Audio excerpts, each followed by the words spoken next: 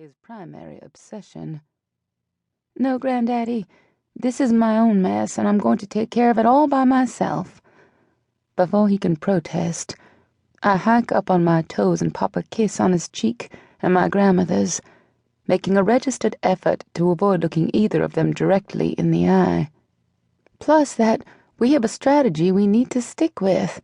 I show up with you, and the judge assumes I think I can get myself out of this using my name. "You should be able to." He rubs the spot just over his heart with short, firm strokes of his fingers, a tick that always rears its head when he's particularly annoyed. I'd worry, but his doctor says he has the heart of an ox. "I'll be just fine," I reassure them both, turning away from their worried faces. I kept a firm hold on those breezy, confident words like they're my life jacket in a shipwreck, because I don't feel nearly as confident as I sound.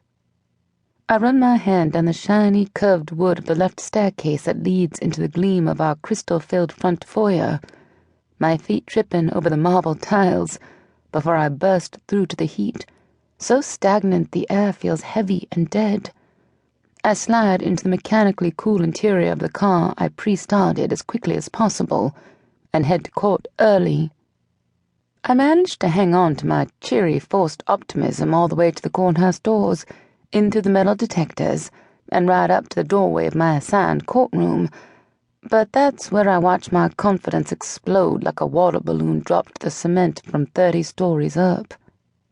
I'm positive the splash of my shattered courage should be audible, but no one gives so much as a quarter glance my way.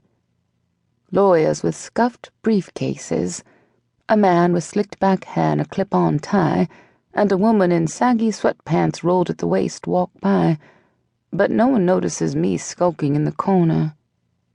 My gold watch flashes from the limp bend of my wrist, warning me not to be tardy, not to make a bigger, more complicated mess of this than I already have.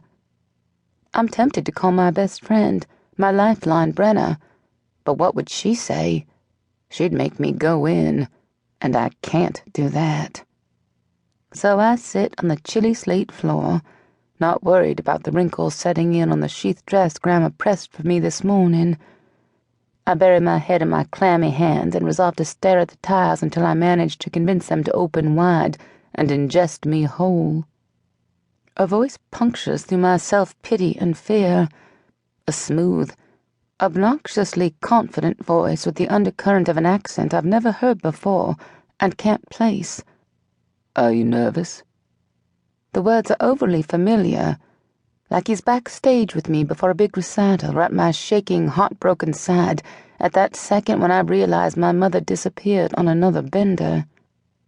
I focus on the polished shine of his black boots and try not to admit that his voice is a sweet caress in my ears, despite my brain's strong protests and warning bells. "I'm fine. I just needed a second to sit."